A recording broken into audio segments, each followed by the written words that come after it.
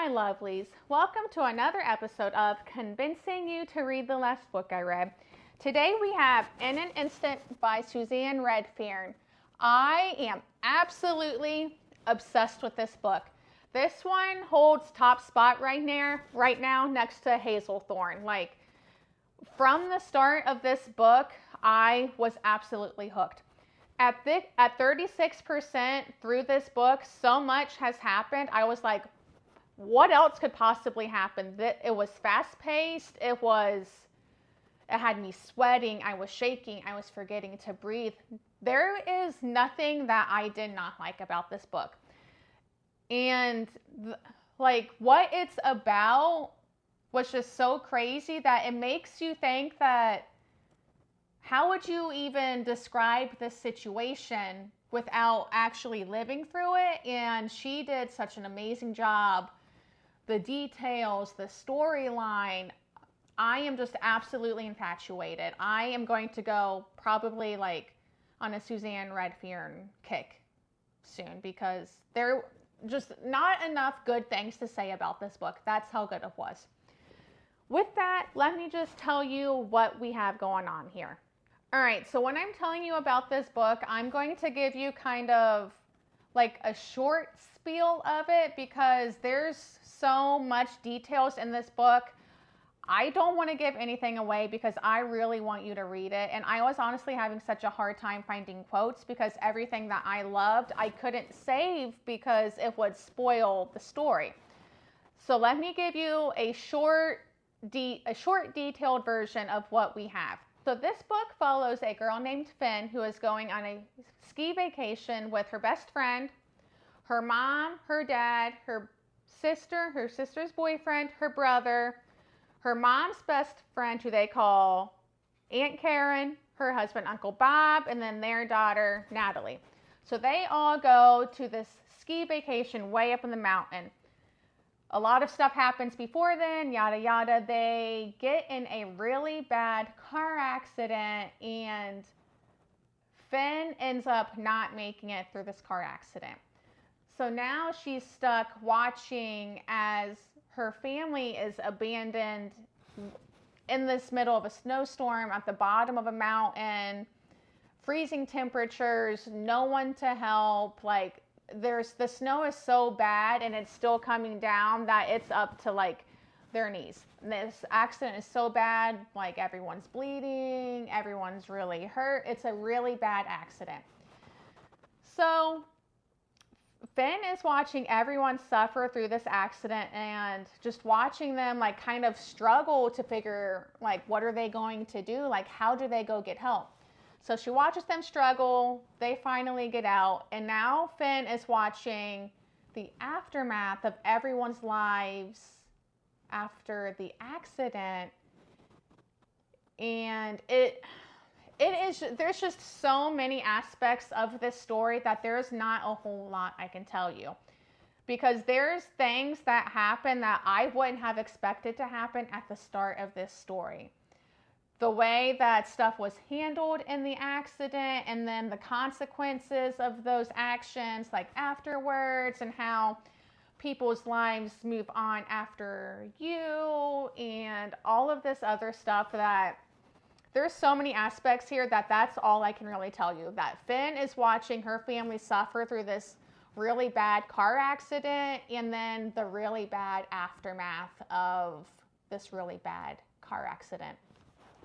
And let me go on to say, if when you were younger, when we were in high school, if you're old like me, if you ever read the book If I Stay, I think you would like this story, because it kind of has the same feel.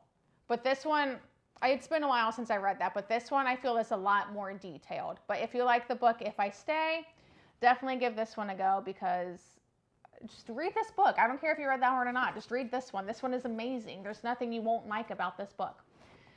But now that I said you'll like this book, let me tell you why you will like this book. So one thing that I liked about this book is it was so incredibly fast-paced.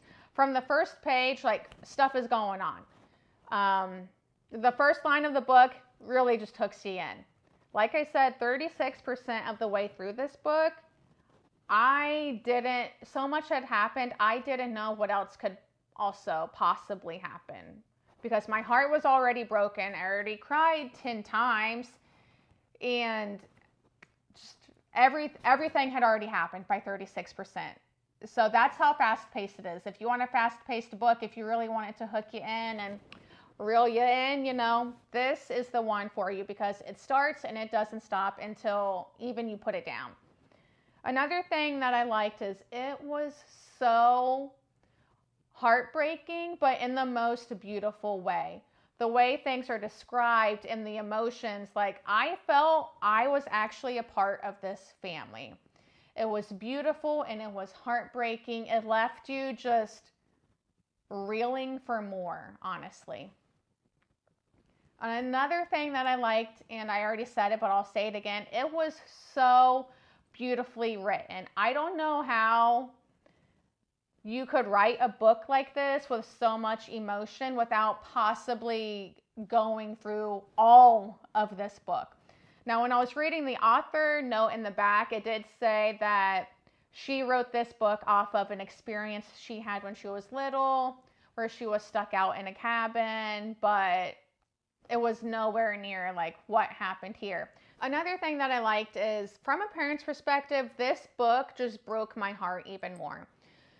Like reading this as a parent, I put myself in the shoes of like the adults going on in this book, and it blew my mind because you think you know what you would do in like scary situations like that. But as they say in here, you don't know what you would do until you get there. So reading actions from different adults just really broke my heart because it made me think like, damn, like if that happened, what would I do? It was scary. It was heart-wrenching. I cried. I've never cried so many times. As a parent, this book was just so hard, but in the best way possible. All right, let's get into some quotes. I guess I highlighted 17 of them this time. That says how good this book was because I've never highlighted 17 times. But I feel like a lot of these might be spoilers too, and I wouldn't put you through reading 17 quotes of me because that would be weird. I don't like to talk that much, and I'm sure you don't like to listen to me talk that much. So I'm not going to read 17. I'm just going to go through and I'm going to pick the best ones, okay? The next one says, Finn, an apology is only worth something if a person means it.